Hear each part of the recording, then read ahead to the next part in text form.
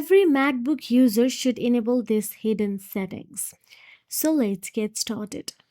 The hidden setting is enable tap to click in trackpad with a clearer understanding of why it is beneficial. All you have to do is tap on the Apple icon at the top left corner of your screen.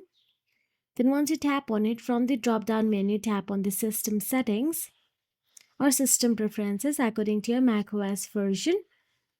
Then once in there, in the left hand side bar, scroll down till the bottom and there you will get to see trackpad option available. Simply tap on it. Then all you have to do is inside the trackpad, check the box next to tap to click to enable it. Enabling tap to click transforms the way you interact with MacBook's trackpad. Instead of physically pressing down the trackpad button to register a click, you can simply tap lightly with one finger anywhere on the trackpad surface. This makes navigation feel much more natural and fluid, especially if you are used to touchscreen devices or smartphones. Once enabled, you can tap lightly on a trackpad to perform a click without needing to press down physically. Try it out and you will notice how much more effortless your daily MacBook use becomes.